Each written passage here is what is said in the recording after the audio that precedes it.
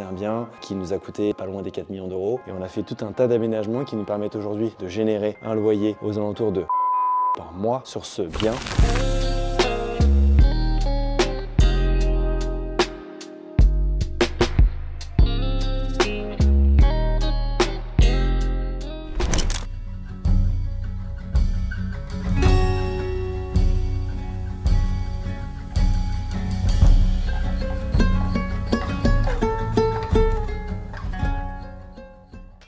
Bonjour à tous, investisseurs immobiliers aguerris ou débutants, vous avez suivi le premier épisode avec nous.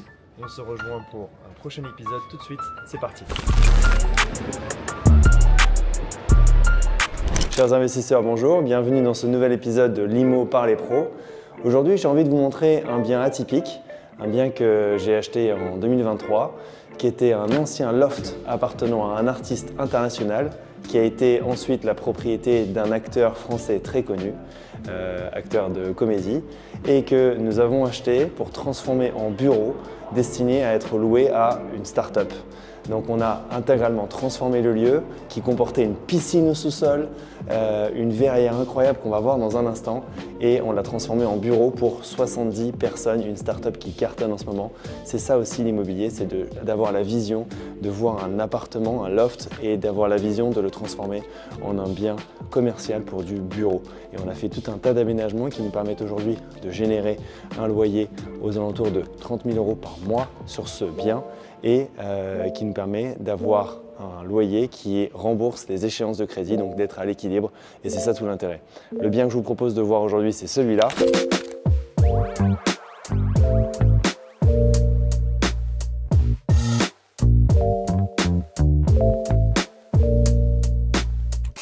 On a tout un rez-de-chaussée qu'on voit là qui fait 400 mètres carrés en tout, qui avait une piscine au sous-sol, qu'on a modifié et qui accueille aujourd'hui une start-up qui a 70 collaborateurs et c'est leur bureau, c'est leur quartier général. On y va.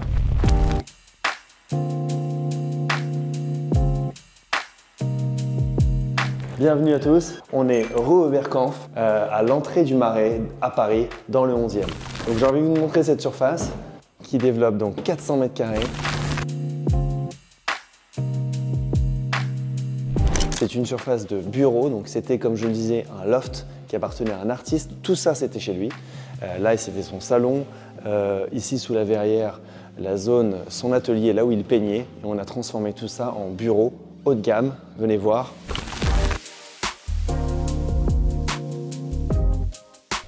Voilà. Il n'y a pas un bruit, c'est calme. On a une verrière qui, à elle seule, fait 150 mètres carrés, qui est magnifique. Il y a des funbox pour que les collaborateurs puissent faire leur call. Plusieurs salles de réunion, il y a 4 salles de réunion en tout.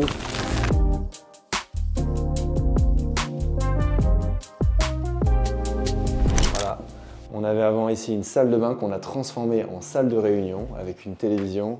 Ici, c'est un peu le centre névralgique puisque c'est là où notre locataire déjeune avec ses équipes. Donc on a fait faire une cuisine magnifique. On a même mis une cave à vin au cas où, hein, c'est pour les apéros.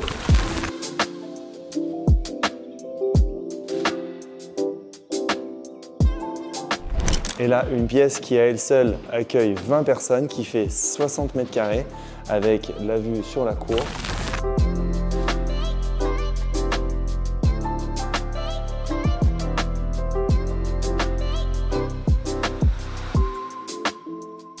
On poursuit la visite dans cet espace qui est directement accessible par la verrière et là encore qui accueille une vingtaine de collaborateurs.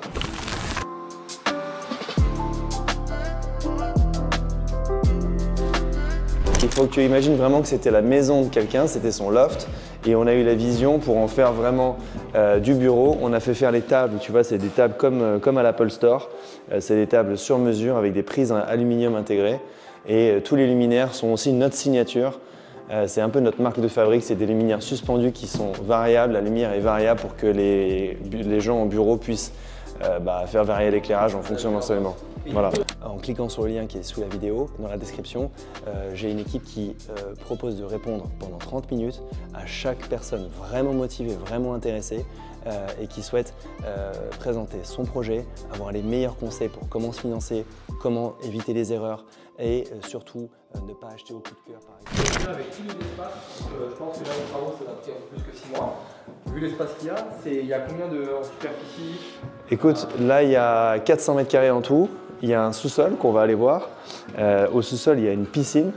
On l'a recouverte pour les besoins du bureau, mais au début on avait fait une piscine à boules, tu verras. Donc on a recouverte là, tu vas la voir, mais on avait remplacé la piscine, on a vidé l'eau et on a mis des boules. Donc on a fait une piscine à boules, mais notre client actuel trouvait ça un peu moins sérieux, bien que ce soit une start-up, et donc nous a demandé de la recouvrir, mais on peut à tout moment l'enlever. Donc voilà, là c'est des bureaux, des travaux qui ont pris, c'est des travaux qui ont pris 3 mois, on est allé très vite là-dessus, parce qu'il fallait livrer, on avait une deadline pour notre client qui veut absolument rentrer le 1er janvier, et donc on a acheté en octobre et on a fait très très vite. Voilà. Ok, donc même là sur des opérations, voilà. Rien à voir avec l'utilité des locaux aujourd'hui. Ça t'arrive souvent de faire ce genre d'opération où tu transformes, on va dire, comment appeler ça, l'activité clairement. On passe d'un loft à d'un artiste comme tu l'as dit, aujourd'hui est un studio, des grands bureaux pour des startups, il y a quasiment 70 personnes qui viennent bosser tous les jours ici.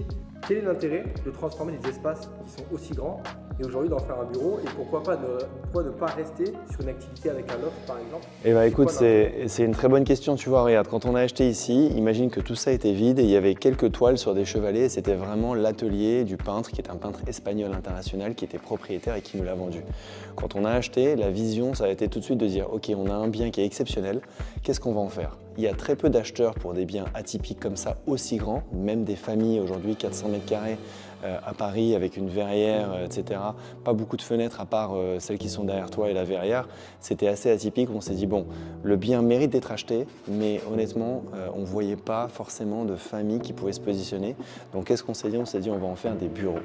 Et l'intérêt, je te réponds très clairement, aujourd'hui si tu devais acheter et louer un bien comme ça, en logement, le loyer que tu pourrais générer au maximum, ça serait 10 000 € par mois. Aujourd'hui, en l'ayant transformé en bureau, donc en ayant investi à peu près 500 000 € de travaux, on en génère 30 à 35 000 € de loyer par mois, selon les clients. On a des clients qui viennent 1 an, des startups qui viennent entre 1 an et 24 mois, et les contrats qu'on signe aujourd'hui, c'est même entre 35 et 40 000 € par mois. On a commencé à 30 000, puis il y a eu l'inflation.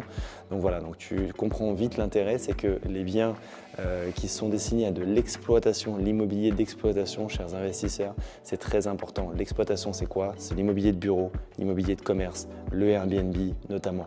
Quand vous avez de l'immobilier d'exploitation qui peut être destiné à être loué à des sociétés, à des entreprises, une entreprise aujourd'hui qui cherchait des bureaux pour 50, 60, 70 personnes, parce qu'ici on accueille jusqu'à 70 personnes, c'est très rare et très dur à trouver à Paris. C'est pour ça aujourd'hui qu'on arrive à générer ce niveau de loyer. Donc on a multiplié par 3,5 voire 4 le loyer qu'on aurait pu obtenir par rapport à du logement. C'est ça aussi, c'est avoir la vision.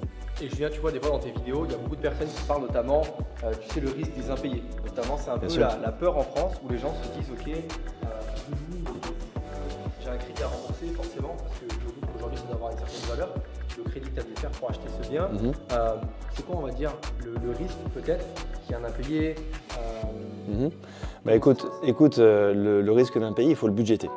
Tu ne peux pas te dire du jour. Nous, on a fait, quand on a acheté, entre le moment de l'acquisition, et ça c'est vraiment mon conseil à tous nos amis investisseurs, au moment où on signe une promesse de vente, avant même de finaliser les travaux, pendant qu'on est en train de faire les travaux, si l'objectif c'est de louer, il faut déjà commercialiser le bien. Pendant les 3 mois de promesse de vente, c'est commercialiser le bien. On n'a pas envie de perdre 3 mois. Donc nous, en fait, ce qu'on a fait, c'est que quand on a acheté, dès qu'on était sous promesse de vente, avec les 3D et les travaux, on a déjà commencé à commercialiser le bien de telle manière à ce que quasiment le jour où on avait terminé les travaux, on avait le client qui est rentré dans les lieux. Donc on n'a pas perdu un jour de loyer. Maintenant, si jamais il y a un locataire qui ne paye pas, eh ben, il faut le budgéter. Nous, on s'est assuré quand on a acheté d'avoir 2 à 3 mois de trésorerie au cas où on a un locataire qui a du mal à payer ou qui est en retard ou tout simplement qui part un peu à la cloche de bois. Toujours avoir 2-3 mois de trésorerie d'avance pour ne pas vous mettre dans le jus. Et si jamais vous l'êtes, eh ben, c'est toujours possible d'appeler votre banque et d'expliquer à la banque de dire « Écoutez, j'ai un problème avec mon locataire, j'ai besoin d'un report de loyer ». Les banques en général pourront vous le donner si vous êtes un bon payeur. Et Julien, ça c'est fréquent. Donc là, tu as un parc immobilier, on va dire, entre tout ce qui est exploitation, les bureaux, les commerces, du Airbnb. Aujourd'hui, ton entreprise, ça représente environ combien de biens immobiliers, combien de transactions à l'année? Tu peux m'en dire un peu plus? Écoute, ouais, c'est pas trop un secret parce qu'on communique dessus. On fait entre 20 et 30 acquisitions par an. Donc il y en a la moitié qu'on achète pour revendre et l'autre moitié qu'on garde en patrimoine. Donc aujourd'hui, notre patrimoine il représente plusieurs dizaines de milliers de mètres carrés. Que ce soit des murs de commerce, que ce soit des bureaux, du logement, etc. Et essentiellement à Paris et dans le sud de la France. Voilà. On achète aussi dans des grandes villes de France, à Grenoble, à Nancy, à Nantes, on a des biens un peu partout, mais on n'est pas une multinationale non plus. On est une société qui a quand même un ADN familial, bien qu'on réalise un certain nombre d'acquisitions. Mais voilà. Et l'objectif, c'est de diversifier son patrimoine. Tu le vois, on le voit dans les vidéos, on l'explique, même pendant la formation, dans les vidéos qu'on fait ensemble, on montre du Airbnb, on montre du bureau, on montre du commerce, du logement. Pour diviser les risques, il faut diversifier son parc, mais attention, il ne faut pas partir dans tous les sens. Il faut quand même connaître son marché. Nous, on connaît le marché du bureau, celui du commerce, celui du logement, ce qui nous permet un peu d'être un peu partout. Mais à force de tout faire, en école de commerce, on t'apprend, quand tu fais tout, tu fais rien. Donc voilà, il ne faut pas non plus partir dans tous les sens. Et aujourd'hui, est-ce que tu penses qu'il y a une activité qui est un peu plus compliquée qu'une autre, peut-être des grandes superficies comme ça? Est-ce que des fois, tu allais sur des opportunités où ça représentait peut-être un risque, soit que ce ne soit pas loué, ou que tu mettes du temps à trouver un locataire, ou est-ce qu'au niveau des enveloppes travaux, tu peux avoir des mauvaises surprises et au final, par rapport au budget que tu avais prévu, tu te rends compte qu'il y a quelque chose qui n'était pas conforme et tu exploses l'enveloppe de base. Pour toi, c'est quoi Est-ce que tu conseillerais à quelqu'un aujourd'hui qui se lance sur ses premières opérations immobilières? Alors forcément, je me doute qu'une aussi grosse superficie, il faut un certain capital, tu ne démarres pas avec 20 000 € d'apport, mais est-ce que aujourd'hui c'est compliqué de faire ce type d'opération, donc de réaménager un loft qui était un bien, on va dire, personnel, et le réaménager sur du bureau? Alors compliqué, non, il faut s'entourer. Là, en l'occurrence, on n'a pas pris d'architecte parce que on a eu la vision un peu tout de suite, c'était assez simple. On a transformé les salles d'eau en salles de réunion, on a transformé le sous-sol qu'on va voir, qui était la piscine. On s'est dit tout de suite, on va la recouvrir, on va en faire une salle de réunion, un espace de projection pour les clients. Et on connaissait les besoins de nos clients en start-up, en flex office, parce qu'on a créé une marque de flex office qui s'appelle All Day et on en a une quinzaine maintenant, qu'on a créé en 3 ans. Donc pour te répondre, en 3 ans, on a acheté plus d'une quinzaine de biens. Celui-ci fait partie des plus grands, on a des plus petits et essentiellement loué à des startups. Donc on connaît les besoins. Donc je te le répète encore une fois, l'important c'est de connaître son marché et de savoir ce que tu vas en faire. Est-ce que c'est compliqué de rénover un bien comme ça? Non, ça n'a pas été particulièrement compliqué quand on a de l'expérience, mais c'est un peu long, il faut faire attention à tout. Et est-ce que c'est financièrement exigeant? Oui. Un bien comme ça, c'est un bien qui nous a coûté pas loin des 4 millions d'euros. L'objectif, c'est derrière de le revaloriser et avec le loyer qu'on génère, l'idée c'est que ça vaille 5 à 6 millions d'euros dans un an ou dans 1 à 3 ans. Donc en fait, c'est ça l'idée, c'est qu'avec les travaux et l'exploitation que tu en fais, tu viens valoriser ton bien. Donc voilà. Donc là, il y a une double utilité. Clairement, aujourd'hui, tu vas chercher de la rentabilité parce que c'est des loyers qui sont relativement importants dans un premier temps. Et ensuite, tu as quand même ce but, toujours dans l'optique sur l'opération de marchand, d'acheter un prix au mètre carré le plus bas possible, valoriser et revendre derrière avec une certaine plus-value. Acheter le moins cher possible, c'est la clé. C'est pour ça, encore une fois, que la hausse des taux en ce moment dont on a parlé, qui commence à redescendre, la BCE a annoncé la semaine dernière vraiment une baisse des taux officielle pour la première fois. C'est pas une fin en soi, on l'a dit, ça permet d'acheter moins cher. Donc le premier critère que vous devez regarder, c'est d'acheter le moins cher possible. D'accord ? Ensuite, l'idée, c'est que si vous pouvez avoir du loyer pendant, tu l'as dit exactement, c'est très juste, pendant que vous allez exploiter et que vous allez arriver à générer du loyer, c'est le top. Et ensuite, le double bonus, c'est que quand le bien que vous avez acheté neuf, avec le temps, il se valorise à 10, 11, 12, 13, 14, ça c'est le top du top. Donc en fait, il faut arriver à cumuler du revenu pendant la période d'appréciation de la valeur et après se dire que est-ce que mon bien il vaudra plus cher que ce que je l'ai payé. C'est pas juste acheter un bien pour le louer, c'est facile. Ce qui est intéressant et ce qui est important, c'est d'acheter un bien pour le louer, mais surtout qu'à la fin, dans 2 ans, 3 ans, 4 ans, 5 ans, il vaille 20-30% plus cher que ce que vous l'avez payé. Et ça dépend des travaux que vous allez faire et de l'exploitation que vous allez en tirer. Et là, Julien, sur ce type de bien aujourd'hui, est-ce que c'était dans ton réseau, on va dire, que tu avais déjà à travers ton activité, que ce soit, on va en parler après notamment, il me semble qu'aujourd'hui, tu as 3 grosses structures, une qui s'appelle Neos Investments, donc on va en parler en détail un peu plus après, All Day, qui est tout ce qui est sur le Flex Office, et également une société qui s'appelle Ibocom. Aujourd'hui, est-ce que c'est dans ton réseau proche, directement, que tu arrives à louer, de contact en contact, ou est-ce que tu passes par exemple par des conciergeries? Qu'est-ce que tu conseilles pour quelqu'un qui a fini cette opération, donc commercialisation, pour être sûr qu'il puisse booker le plus rapidement possible et pas se retrouver, comme tu l'as dit, avec des reports de loyer pendant 1 mois, 2 mois, 3 mois, et avec un logement final qui n'est pas exploité? Bah écoute, quand tu commences, tu as toujours envie de faire tout toi-même. Pourquoi? Parce que tu dis que tu vas mieux maîtriser et surtout tu veux économiser. Aujourd'hui, quand on revend un appartement, quand on revend des bureaux, quand on revend une villa haut de gamme ou quand on loue, quand on a besoin de louer, moi je fais systématiquement maintenant appel à des agences. Pourquoi? Parce que les agences, elles sont spécialisées dans leur domaine, elles connaissent le secteur et surtout elles vont te dégager du temps. Les clients sont exigeants. Plus tu loues ou tu vends des biens grands, chers, plus tu vas faire à des clients exigeants. Et un client exigeant, il va vouloir modifier les choses, il va faire énormément d'allers-retours, il ne va pas signer tout de suite, il va accepter de payer cher, mais il ne va pas signer tout de suite. Donc aujourd'hui, par exemple, des bureaux comme ça, on fait appel aujourd'hui à des brokers, des agents immobiliers spécialisés dans le bureau pour pouvoir avoir le bon client le plus rapidement possible et pouvoir surtout nous décharger de la charge que ça représente de parler avec le client.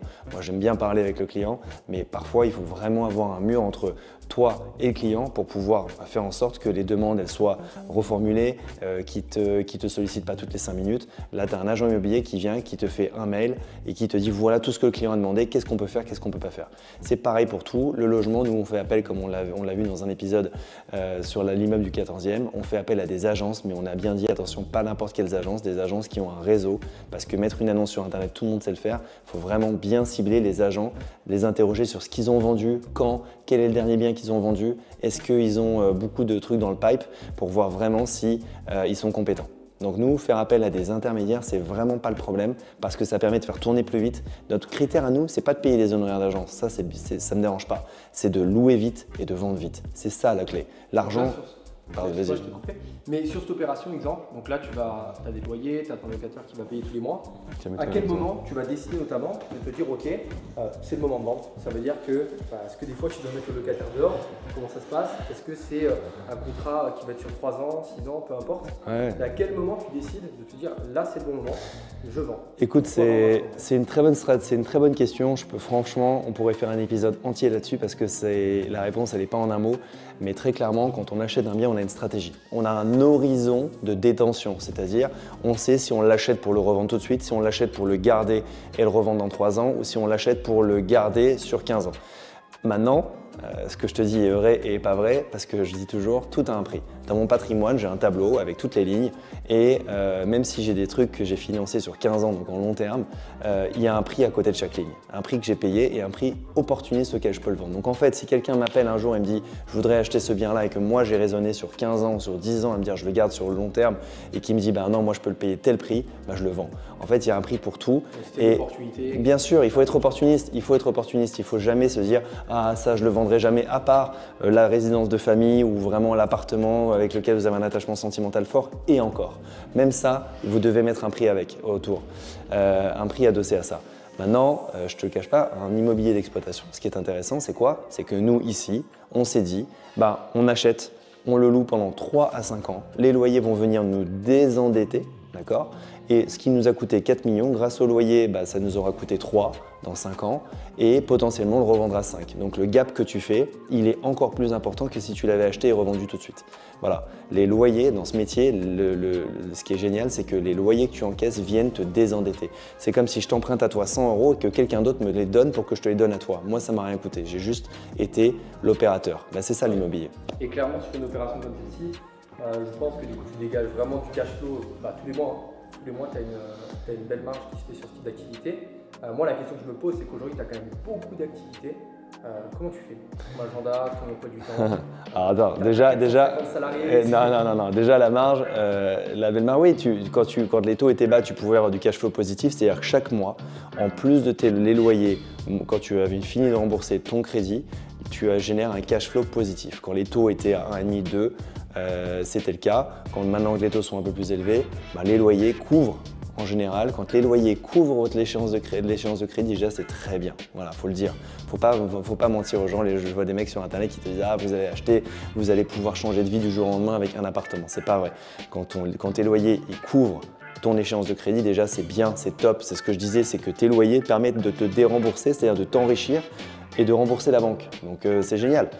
Maintenant, pour te répondre, non, écoute, nous on est une structure qui compte une dizaine de personnes en interne et toutes les personnes en externe, les entreprises de travaux, architectes, conseils, etc., notaires, avocats, tout ça c'est en externe. Moi j'ai fait le choix de ne pas avoir une structure de 50 personnes parce que du jour au lendemain, tu fais plus de l'investissement immobilier, tu fais du RH. Voilà. Donc aujourd'hui on est une structure hyper flexible, ce qui n'empêche pas qu'on fasse une vingtaine d'opérations par an. Et voilà, on essaye d'être un peu partout. Regarde là aujourd'hui, au moment où on filme cette vidéo, on est un week-end. Je fais le tour de mes actifs. Je me compare pas, très loin de moi l'idée, mais regarde Bernard Arnault, tous les week-ends, la légende dit qu'il passe avec ses fils dans ses boutiques Vuitton, Dior et autres. Moi j'aime bien le week-end prendre du temps pour venir voir mes actifs, voir les travaux. Et là derrière toi il y a une porte, tu vois, qui vient d'être posée aujourd'hui. C'est une porte d'issue de secours. Ce bien-là, il faut se dire que quand c'était un loft, je te donne un exemple très concret, quand c'était un loft, il n'était pas adapté pour du bureau en termes de normes de sécurité. Et là on a enfin eu l'autorisation pour pouvoir remplacer une vitre fixe qui était là par une porte d'issue de secours. Et du jour au lendemain, le bien qui était un appartement peut devenir un immobilier de bureau qui génère 3 fois plus de loyer. Ça, c'est la valorisation. D'ailleurs, tu as parlé des législations et des règles, on va dire. Est-ce que c'est compliqué aujourd'hui de réaménager un appartement, un logement en bureau? Est-ce que ça prend du temps? Est-ce que ça demande certaines autorisations? Oui, alors aujourd'hui, transformer du logement en bureau, c'est à Paris en tout cas et dans les grandes villes, ça nécessite des autorisations d'urbanisme, on l'a dit dans la formation, et ça nécessite un peu de temps et ça nécessite d'être accompagné par un architecte. D'accord? Ici, je te donne un cas très concret. Ici, ce dont on s'est rendu compte, c'est que c'était historiquement du commercial. C'était une fabrique de charbon. Et les précédents propriétaires, alors pour pas le dire, mais il y a eu Danny Boone, dont on parlait d'un acteur tout à l'heure connu, c'est Danny Boone qui habitait ici, d'accord, avec sa compagne de l'époque, et ensuite c'est l'artiste espagnol à qui on a acheté. Tous ont exploité ce bien comme du logement, mais ils n'ont jamais fait le changement du commercial à habitation, heureusement pour nous. Et c'est ce dont on s'est rendu compte, c'est ça. Et on a eu en général, on a eu de la chance et aussi on a eu de la curiosité de plonger dans le dossier et de voir quelque chose que personne n'avait vu, c'était que ce bien, techniquement, il est toujours resté commercial. C'est pas parce qu'il y avait des chambres et des salles de bain et une piscine que ça a changé son affectation, donc on a pu juste faire des travaux et transformer. Mais en temps normal, ce qu'on fait systématiquement, c'est obtenir des autorisations en mairie pour pouvoir changer de logement à bureau ou parfois de bureau à Airbnb. On va visiter un Airbnb dans l'épisode suivant. Tu verras, je vais te montrer que c'était un petit bureau qu'on a transformé en Airbnb pour pouvoir l'exploiter 365 jours par an. Voilà. Ok. Et ça avait une autre question. Quand tu fais une grosse opération, et on va se mettre sous la... Par exemple, des mois, soit, on va dire, avec des personnes qui s'occupent de faire les travaux, avec des chefs de chantier. Est-ce que c'est quelque chose qui aujourd'hui est stressant? Est-ce que tu es tout le temps à leur courir après? Ou est-ce que c'est quelque chose que tu as réussi avec le temps à bien processiser? Parce que je me doute qu'aujourd'hui, ce bien, c'est pas le seul que tu as. Donc tu dois être un petit peu H24 au téléphone. Et maintenant, on se connaît bien. Regarde mon téléphone, regarde, je te mens pas, il a sonné 4 fois depuis qu'on a commencé la vidéo. Il a sonné ça, et on est samedi. Voilà. Donc en fait, tu travailles un peu 7 jours sur 7. Tu es obligé de travailler 7 jours sur 7, on va pas se mentir. Et même si tu n'as pas des rendez-vous physiques, il faut que tu te poses des questions, toujours être dans l'anticipation, toujours réfléchir. Une fois même que tes travaux sont faits, que ton bien y tourne, tu réfléchis à la prochaine opération et à la prochaine, etc. Il faut toujours s'actualiser sur son marché, connaître un peu. Non, la vérité, c'est que je te disais qu'on est une dizaine de personnes, mais je ne pourrais absolument pas faire ce qu'on fait. Un des mecs qui vient de m'appeler, c'est mon entrepreneur de travaux, celui qui vient de poser la porte qu'on vient de voir. Il l'a posée ce matin, il a fini ce matin. C'est une des 4 entreprises de travaux avec qui je travaille depuis une dizaine d'années. On se connaît. Je connais tous d'eux, ils connaissent ma famille, je connais la leur, on est devenus amis et ça c'est hyper important. Je ne pourrais pas faire ce qu'on fait si on n'avait pas des entreprises de travaux fiables, 1 ou 2 notaires très fiables, un avocat toujours disponible parce que évidemment on a des conflits avec les copropriétés, avec des locataires, ça arrive hélas 2-3 fois dans l'année à l'échelle de notre parc. Donc en fait c'est avoir des prestataires de confiance et qui ne sont même pas des prestataires, qui sont devenus des partenaires. Sans ça je pourrais pas. T'imagines si je vais gérer moi-même le locatif, les travaux, les machins trucs, c'est moi qui coordonne tout. avec un téléphone, mais sans les bonnes équipes, ça ne marche pas. Exactement. Et on va parler un petit peu moins immobilier, on va s'écarter un peu du sujet, mais ça en fait partie. En fait, à chaque fois, tu mentionnes que ce soit les salariés avec qui tu travailles aujourd'hui, que ce soit tes prestataires, tes partenaires d'affaires. Comment tu as fait, avec toutes ces années, on va dire, pour constituer un réseau de qualité avec des gens qui sont fiables, avec des prestataires qui ne vont pas abandonner le chantier et qui vont être, on va dire, une mauvaise collaboration? Comment se créer un réseau? Comment tu as fait? Est-ce que, étant donné que c'est une entreprise familiale, c'est des contacts que tu avais déjà par le passé, de par ton père, il me semble qu'il y avait déjà cette entreprise, ou est-ce que tu as continué, peut-être tu as rejoint des cercles d'affaires, qu'est-ce qui t'a permis de créer ce réseau aujourd'hui? Écoute, quand mon père est parti, j'avais 20 ans. J'étais encore étudiant, j'étais étudiant à Sciences Po, et ouais, j'ai été un bon élève par le passé, mais c'est pas Sciences Po qui m'a appris à faire de l'immobilier, je te rassure. Ça t'apprend à parler, ça t'apprend à comprendre, mais ça t'apprend pas à faire ce qu'on fait. Et donc en fait, j'ai créé un réseau from scratch. Au début, un agent immobilier, puis 2, puis 3, puis 10. Et pour te répondre en un mot, c'est l'humain. Il n'y a que l'humain qui fait la différence. Aujourd'hui, les entreprises de travaux dont je te parlais, je te disais qu'on est devenus amis et partenaires, c'est parce qu'on s'entend bien, parce qu'on se fait confiance, parce qu'ils savent que je paye bien. Ils savent qu'ils m'envoient une facture, elle est payée, il n'y a pas de discussion. Quand les travaux sont faits à l'heure, c'est payé à l'heure. Ça ne parle pas chinois, il n'y a pas de, on balbutie pas. Quand il y a une facture qui est envoyée, que le job il a été fait et que le devis il avait été approuvé, ça paye, il n'y a pas de discussion. Donc un, ils aiment ça, et deux, c'est de passer du temps avec ses partenaires. Il faut s'intéresser aux gens qui travaillent avec toi, sinon si c'est juste une relation d'affaires, ça ne marche pas. Donc bâtir du relationnel maximum, et je te pose des questions qui sont un peu plus personnelles, après tu n'es pas obligé d'y répondre, mais tu sais, sur les réseaux, les gens aiment bien s'apitoyer, de dire qu'ils étaient orphelins et qu'ils n'avaient pas de parents et qu'ils ont grandi dans la rue et qu'ils n'avaient rien dans les poches, alors que le storytelling est beau, mais souvent tu te rends compte que l'histoire c'est pas réellement la même. Toi pour le coup Julien, tu assumes qu'aujourd'hui tu as un père qui a eu une certaine réussite avec ce business, tu as perdu ton père assez jeune. Lors du décès de ton père, est-ce que ça a été un moment déclencheur où tu t'es dit est-ce que je reste sur des acquis, ou ça t'a tenu encore plus à cœur de bâtir l'entreprise familiale, ou peut-être même de changer d'activité? Qu'est-ce que ça a créé chez toi pour construire l'entrepreneur que tu es aujourd'hui? Écoute, c'est très simple. Donc quand j'ai perdu mon père, j'avais 20 ans, j'étais encore à l'école, j'étais encore à Sciences Po, et c'est ma mère qui tenait le business avec mon père, qui tenait le business, qui était sa plus proche collaboratrice, qui faisait la gestion de nos biens, etc. Elles étaient que lui et elle, et une assistante à l'époque. Et j'ai eu deux choix, soit de dire je vends tout. Il y avait un patrimoine immobilier, il y avait un patrimoine immobilier de bonne taille déjà. Soit je vends tout, je prends un peu d'argent ou beaucoup d'argent potentiellement et je fais autre chose. Comme j'avais fait des études, je pouvais faire une carrière dans n'importe quoi à peu près, sans prétention. J'aurais pu être avocat, j'aurais pu être dans le conseil, dans le business, peu importe. Soit je poursuis ce que mon père a créé. Mon père, quand j'étais gamin, il me disait « Moi, je suis arrivé de Tunisie à 12 ans. Mon père, il est devenu français à 40 ans, alors qu'il est arrivé en France à 12 ans. Je ne sais pas si tu imagines. Je me souviens, le jour où il a reçu sa carte d'identité, il était fier comme un pape de sa Tunisie natale. Donc en fait, si tu veux, j'avais le choix entre soit poursuivre, soit pas poursuivre. Et j'étais encore étudiant, j'ai mis le nez dans ce que c'était que l'immobilier, dans ce que c'était dans des bilans comptables d'immobilier, dans ce que c'est qu'une acquisition, une vente, qu'est-ce que c'est que la gestion locative. Et j'ai dit, écoute, je vais poursuivre, voir si ça me plaît. Et je suis tombé dedans et après j'ai pu m'en sortir parce que j'adore ça. Et je veux pas faire autre chose. Tu as une liberté qui est totale malgré tout, même si tu as des longues heures et que tu travailles le week-end. Moi, c'est une passion. Regarde, tu imagines que tu transformes des biens, c'est tes bébés, tu arrives dans un truc qui est parfois défoncé, etc. Et tu le transformes et tu l'exploites et tu le revends, tu le gardes. C'est vachement satisfaisant. Donc en fait, j'ai pas connu de métier qui pouvait me satisfaire davantage. Donc j'ai choisi de poursuivre et aujourd'hui on est une dizaine et on fait 10 fois plus d'acquisitions qu'il y a 10 ans. Voilà. Donc en fait, non seulement tu as repris l'activité, tu as réussi à la scaler et multiplier le chiffre d'affaires, la taille de l'entreprise, le parc immobilier. La question que je pense beaucoup de gens doivent se poser, et on le voit dans tes commentaires sur tes réseaux, c'est avec le patrimoine que tu as aujourd'hui, alors peut-être que tu pourras partager des chiffres ou pas, mais je pense que les gens ont compris que tu n'étais pas un charlatan du web.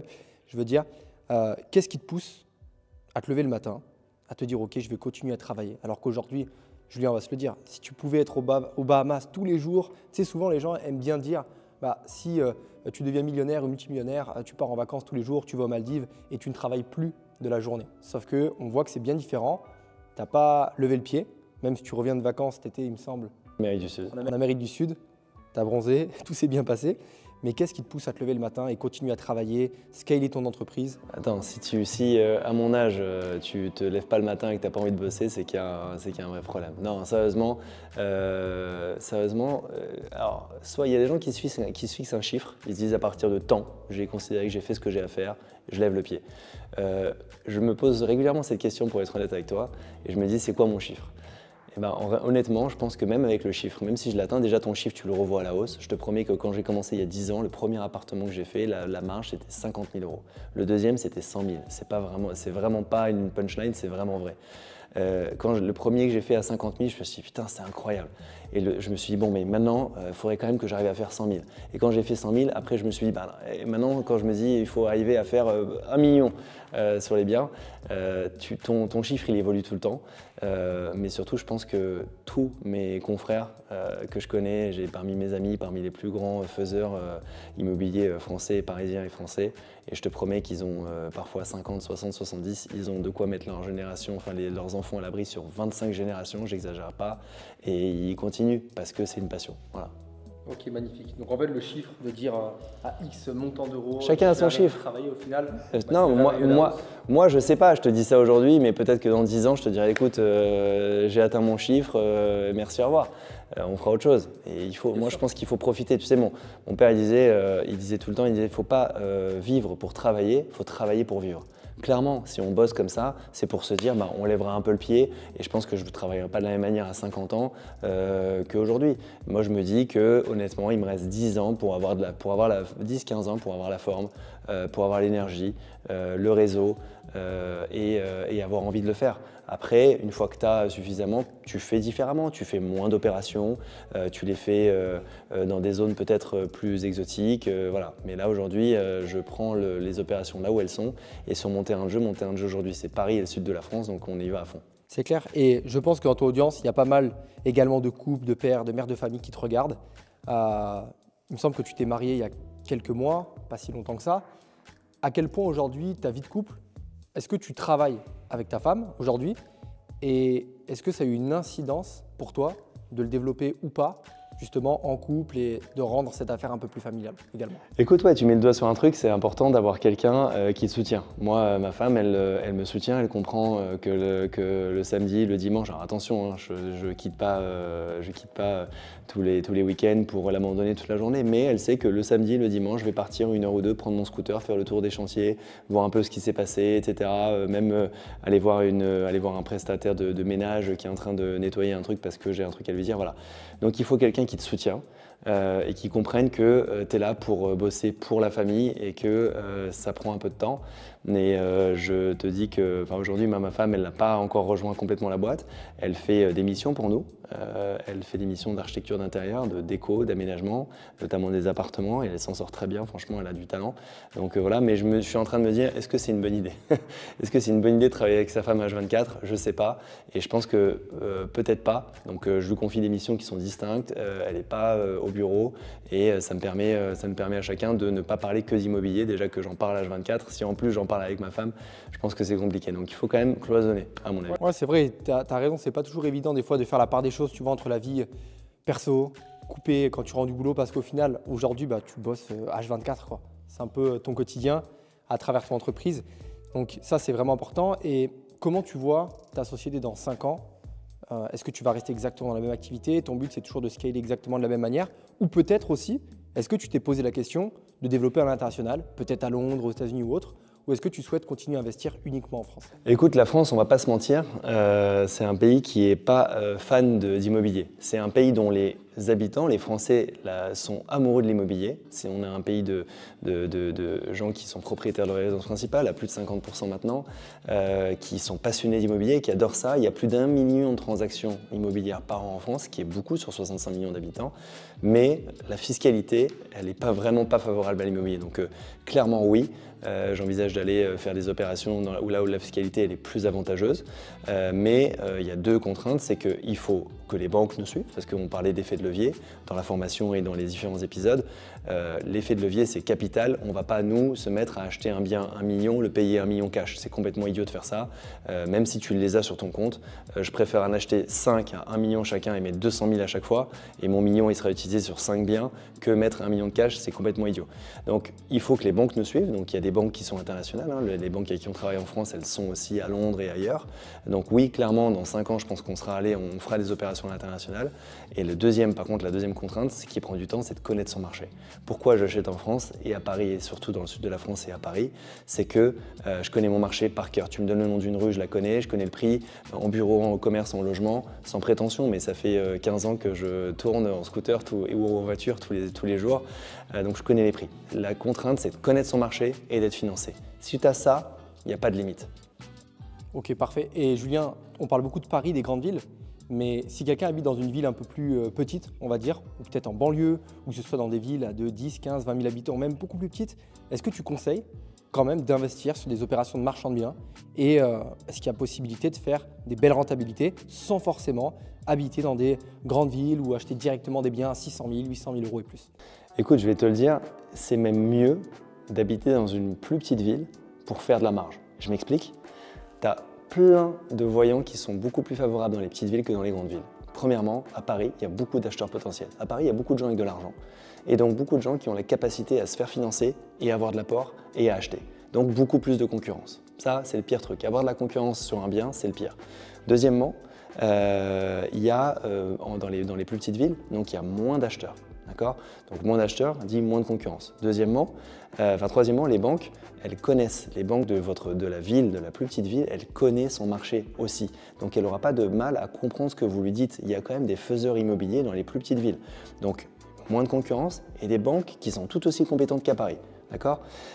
Donc ça, rien que ça, ces deux éléments, ça permet de mettre la main potentiellement sur des biens avec moins de concurrence et qui méritent de générer de la marge. Troisièmement, l'enveloppe elle est plus petite. Quand on achète dans une plus petite ville, comme tu l'as dit, l'enveloppe d'achat elle est plus petite, donc plus facilement accessible à des gens qui ont moins d'apport. Mais les taux de marge vont être les mêmes. Aujourd'hui, tu achètes à Grenoble, tu achètes dans la région de Montpellier, que je connais bien aussi, tu achètes vers Arcachon, etc. Ça dépend des types de biens. Mais aujourd'hui, il y a énormément de biens qui peuvent être achetés et générer de la marge avec beaucoup moins d'acheteurs sur le marché. Quand moi je suis allé dans une ville comme Montpellier, la première fois que j'ai acheté là-bas, j'ai acheté un immeuble à Montpellier là-bas en 2013, la première fois. Je m'attendais à ce qu'on soit 10 à être concurrents sur l'immeuble, mais j'étais le seul. Tu sais pourquoi j'étais le seul? Parce que j'arrivais un peu en mode parisien, avec des habitudes de parisien, à dire j'achète sans condition suspensive de financement. Et bien, rien que ça, ils m'ont pris pour un martien.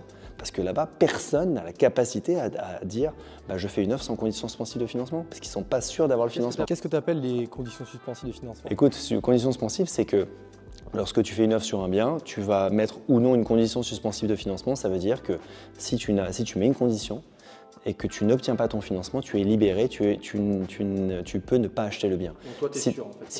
Si tu renonces à la condition suspensive de financement, c'est-à-dire que tu es sûr d'être financé. Oui, quand tu connais bien tes banques, quand tu connais bien tes banques, tu sais ce qu'ils vont te financer ou pas. Et puis même tu les appelles avant, tu dis je suis en train de regarder ce bien-là, est-ce que vous allez me suivre ou pas? Et en général, quand tu as une bonne relation avec le banquier, en quelques jours, il peut te donner une tendance. Donc ça nous permet de savoir ce qu'on va pouvoir faire ou pas. Maintenant, on ne l'appelle plus avant, on l'appelle après, on lui dit voilà, on est en train d'acheter ça, il faut nous financer.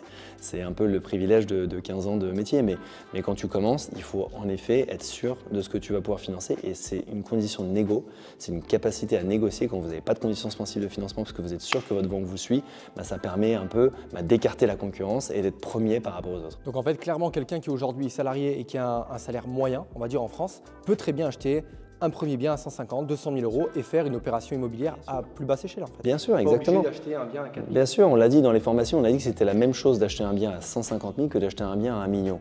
Mais si on n'a pas le million, acheter à 150 000, c'est très bien pour commencer. Il faut que vous ayez dans votre bilan entre 15 et 20% de marge nette. Une fois que vous avez tout payé, la taxe foncière, les travaux, etc., les frais financiers de la banque, il faut que vous ayez 15 à 20%. Je m'explique, si vous achetez un bien 200 000 euros et que vous faites 15% de marge, c'est que vous allez le revendre 255, 260 000 euros. D'accord? C'est ça à peu près la marge. Ça, c'est pas parce qu'on est à Paris que ça marche. À Paris, le seul truc que ça permet de générer, c'est la liquidité. On sait qu'à Paris, en ce moment, moment c'est un peu plus tendu, voire très tendu. Mais on sait qu'à Paris, historiquement, d'ici quelques mois et depuis toujours, tout se vend. Tout se vend, n'importe quel appartement dans n'importe quel quartier se vend parce que la demande elle est énorme. Mais ça marche aussi dans les plus petites villes. Dans les plus petites villes, c'est peut-être un peu moins liquide. Les transactions prennent un peu plus de temps, mais ça se vend. Les gens ont besoin de se loger. Quand vous faites un bel appartement, vous rénovez un appartement bien comme il faut, dans une bonne zone, ça se vend quoi qu'il arrive. C'est juste que ça, vous le vendrez peut-être pas en un mois comme à Paris, vous le vendrez peut-être en 3, 4, 5, 6 mois. C'est pas grave, vous budgétez dans votre bilan le fait que vous allez avoir des intérêts à payer pendant X mois. Mais ça se calcule et ça se chiffre. Et le fait de ne pas avoir beaucoup de concurrence, ça vous permet de vous présenter comme un acheteur sérieux et donc d'acheter à un prix moindre. Ok, parfait. Et du coup, Julien, tu as plusieurs structures. Est-ce que tu peux me parler un peu plus en détail des activités que tu as, notamment la première, Imocom? Quel est le but de cette entreprise et quelle est l'activité? Alors, Imocom, c'est une foncière familiale. Donc, foncière, c'est quoi? Ça veut dire société immobilière qui détient du patrimoine long terme. C'est ça que ça veut dire, une foncière. Mais on est aussi marchand de biens. Donc, Imocom, ça a été créé par mon père en 2000, l'année 2000, donc il y a 24 ans maintenant. C'était déjà sa deuxième société immobilière, puisqu'il avait commencé dans les années 80. Et aujourd'hui, donc, je suis propriétaire et gérant de Imocom, qui est un peu la holding de tête et qui va intervenir dans les différents projets. Donc c'est Imocom qui va acheter un bien et qui va prendre des participations ici. Moi j'ai un associé ici par exemple qui va à 50-50 et c'est Imocom qui va apporter l'argent dans la société qui va acheter ce bien, dans la société qui va acheter l'autre, etc. etc. C'est là, Imocom c'est la holding et c'est un peu le vaisseau amiral sur lequel on communique. Et j'ai créé en 2020 Neos Investissement. Pourquoi? Parce que je me suis rendu compte que beaucoup de mes amis me disaient « Ah, est-ce qu'on peut participer à des opérations court terme, donc des opérations de marchand de biens ?» Et ils n'osaient pas trop me demander. Et en fait, je me suis rendu compte que la demande elle est énorme auprès de mon cercle proche, mais aussi auprès d'investisseurs privés, lambda, qui veulent et qui ont de l'argent pour mettre 50, 100 000 euros, voire 200 000 euros, voire plus, et qui ne savent pas comment faire. Parce que c'est vrai que le plus dur dans notre métier, c'est de trouver le bien. Comment, quand tu n'es pas de ce métier, que tu es médecin, avocat, que tu es salarié avec un beau salaire, etc., comment tu vas trouver un bien qui va permettre d'être revendu pour faire une opération de marchand? C'est pas parce qu'on est juste abonné aux annonces internet, ça se trouve pas que comme ça nécessite un peu plus de technique et nous on sait le faire. Donc j'ai créé Neos pour ça. Et le troisième bébé, c'est All Day. Là on est dans un espace de bureau qui appartient donc à ma troisième filiale qui s'appelle All Day, A-L-L-D-A-Y. C'est une marque de flex office qu'on a créée à Paris. C'est, comme on le disait, c'est des bureaux qu'on crée pour les louer essentiellement à des startups sur des contrats courts d'1 an. Mais là, tout ce que tu vois, c'est une seule société qui est locataire de tout cet espace. C'est que des contrats d'1 an. C'est que des contrats d'1 an. De 3 ans, 6 ans, etc. On le propose aussi, c'est des offres hybrides qu'on propose. En fait, on propose même aux clients, on dit voilà, si vous vous engagez sur 3 ans, vous payez un peu moins cher de loyer, ce qui est normal. L'engagement, la fidélité, elle est rémunérée. Mais le business model, c'est quoi? C'est de faire des contrats courts parce que si entre deux locataires, ce qui est bien, c'est qu'on va pouvoir réévaluer le loyer un peu à notre guise. Si on regarde là, l'inflation, elle a pris 10% l'année dernière. Entre deux locataires, on a expliqué à nos clients, bah voilà, on vous répercute l'inflation, on en absorbe un petit peu, mais on dit on augmente 8% les loyers. Vous voulez pas. Voilà. Mais au moins c'est compréhensible. D'ailleurs, tu parles d'inflation et je regardais une stat dernièrement sur BFM Business qui parlait que le Français, de plus en plus, avait de l'épargne et garde de l'argent sur un compte en banque.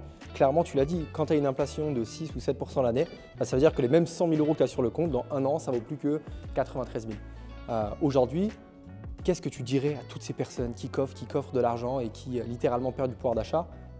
Si demain tu avais 20 000, 30 000, 50 000 euros, Julien, avec un salaire moyen, qu'est-ce que tu ferais de suite?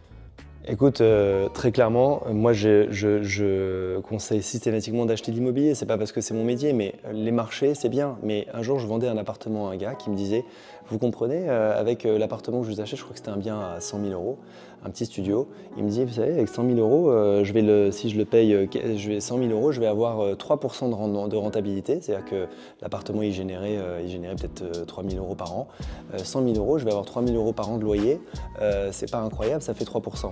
Si je mets mon argent en bourse, ça va me générer, à l'époque c'était, je sais pas, le double, 7%. Je dis ok, mais 7% de quoi? Il va me dire, bah 7% de 100 000. Je lui dis oui, mais moi l'appartement à 100 000 que je vous vends, vous n'allez pas l'acheter cash. Vous allez mettre 20% d'apport, donc vous allez mettre 20 000 euros à l'époque. Et avec 20 000 euros, vous allez générer 3 000 euros de loyer.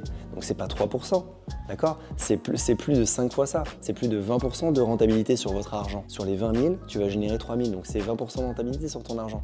Alors, donc je réponds à la même chose, l'effet de levier. L'immobilier, ça permet un effet magique. Franchement, si c'était vendre des chaises ou des tables, je le ferais. Mais l'effet de levier, ça vous permet, avec un apport de 20, allez, 15, 10, 15, 20% selon les périodes et selon qui vous êtes et quel est votre profil, de générer un rendement sur la totalité du prix que vous avez payé. Donc je te réponds, quoi qu'il arrive, quand vous avez la capacité, quand votre banque vous finance, si la banque vous donne de l'argent, prenez-le et achetez de l'immobilier, quoi qu'il arrive. On a parlé dans la formation des différents types d'immobilier, comment valoriser, ça dépend du profil. On peut le voir ensemble avec mes équipes, identifier le profil, diagnostiquer votre projet, comprendre ce que vous voulez faire, quel est votre apport, quel est votre horizon de financement, votre besoin à terme. Est-ce que vous avez besoin de générer une opération court terme pour générer une marge rapide ou est-ce que vous êtes capable de garder, d'immobiliser votre apport dans un bien immobilier pendant X années? On peut le définir, ça dépend de chacun, mais quoi qu'il arrive, l'effet de levier, il n'y a pas de meilleur dispositif en France et dans le monde pour s'enrichir. Parce que la banque va vous aider à vous enrichir. Quand la banque vous prête, prenez. Peu importe le taux ça se renégocie, on s'en fiche un peu. Ce qui compte, c'est de pouvoir accéder à acheter le plus tôt possible. Moi, j'ai commencé à acheter dès que j'étais encore à l'école. Quand j'ai perdu mon père, j'étais encore à l'école.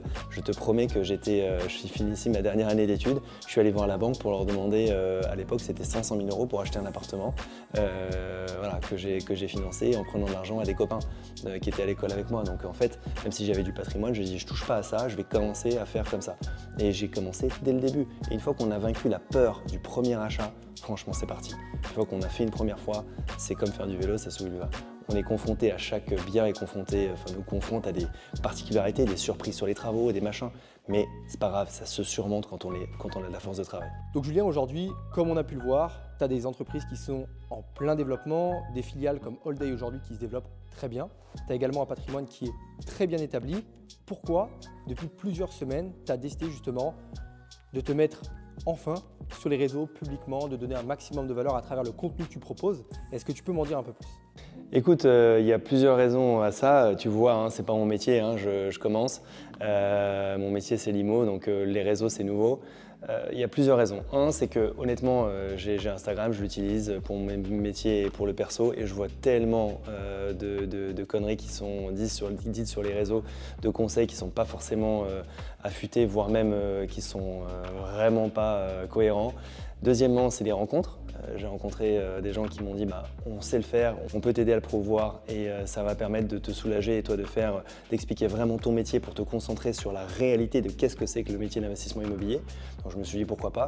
Et la troisième raison, c'est que tout simplement dans mon cercle privé, je peux aider ou conseiller 2 personnes, 3 personnes, 4 personnes, 5 personnes. Là je te jure que pendant qu'on faisait la vidéo, c'est mon coach de sport qui m'a appelé ça fait une semaine qu'on essaie de savoir parce qu'il me dit, je te jure que c'est vrai, il me dit j'ai 100 000 € de côté, ce qui est énorme, dis-moi ce qu'il faut que j'achète. Et c'est vrai. Je peux aider des gens dans mon environnement proche, mais les réseaux, ça permet pas d'aider 1, 2, 3, 5 personnes autour de moi, ça permet potentiellement de parler à des centaines, voire milliers de personnes et de leur dire vraiment de vaincre cette peur. Du premier investissement, il faut vaincre la peur. Il ne faut pas hésiter. Quand on est bien accompagné, quand on a reçu les bons conseils, quand on est bien financé, il faut y aller, il faut se lancer. Voilà. L'objectif de ces formations et des vidéos qu'on fait, c'est de pouvoir conseiller le plus grand nombre sur leur premier ou leur deuxième ou troisième investissement immobilier. Et c'est pour ça que, en cliquant sur le lien qui est sous la vidéo, dans la description, j'ai une équipe qui propose de répondre pendant 30 minutes à chaque personne vraiment motivée, vraiment intéressée et qui souhaite présenter son projet, avoir les meilleurs conseils pour comment se financer, comment éviter les erreurs et surtout ne pas acheter au coup de cœur par exemple parce que là il faut rester pragmatique quand on fait l'immobilier professionnel. Donc voilà, j'ai une équipe qui va permettre de conseiller et d'élaguer les premières questions pour vaincre cette peur et ensuite l'idée c'est qu'on puisse répondre au plus grand nombre avec des réponses adaptées au profil de chacun. Vous êtes entrepreneur, vous êtes libéral, vous êtes auto-entrepreneur même, vous êtes chauffeur VTC, peu importe, vous avez un projet immobilier, l'idée c'est qu'on puisse vous aider à le comprendre, à l'analyser, à éviter les erreurs et que ça soit un succès. L'objectif, c'est pas de garder dans son coin. Moi, j'aime bien partager, tu le vois, on parle beaucoup. J'ai toujours des potes qui m'appellent, des entrepreneurs, des start-upers qui veulent commencer l'IMO et je suis le premier à donner des conseils. Voilà, ce qui me plaît, c'est de pouvoir partager avec le plus grand nombre. Et l'idée, voilà, c'est de pouvoir ouvrir mon carnet d'adresses parce que quand on n'est pas bien conseillé, quand on commence un peu de nulle part, c'est très très dur de comprendre comment ça fonctionne, de faire le montage, de trouver les biens, de se faire financer. L'idée, c'est d'ouvrir mon carnet d'adresses à un nombre assez restreint. On va ouvrir quelques créneaux pour qu'un certain nombre d'investisseurs qui veulent se lancer et qui sont extrêmement motivés, parce que l'idée, c'est pas de perdre du temps non plus, parce que je ne suis pas non plus philanthrope, l'idée, c'est de donner les bons conseils aux bonnes personnes. Donc d'ouvrir des créneaux pour qu'on puisse vraiment cibler et diagnostiquer chaque projet, ouvrir le carnet d'adresses avec tout mon réseau de professionnels, que ce soit des conseillers en financement, que ce soit des conseillers juridiques, etc.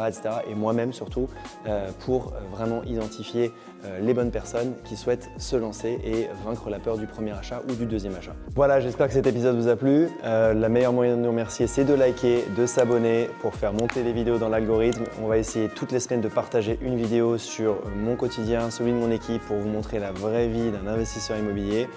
On a lancé des podcasts, j'ai reçu des invités de prestige, que ce soit des gens qui ont monté un réseau d'agences immobilières, des pros en financement, des pros en analyse immobilière. L'idée, c'est vraiment de vous montrer toutes les facettes, de vous ouvrir l'intégralité de mon réseau pour vous aider à vous lancer dans l'investissement immobilier professionnel.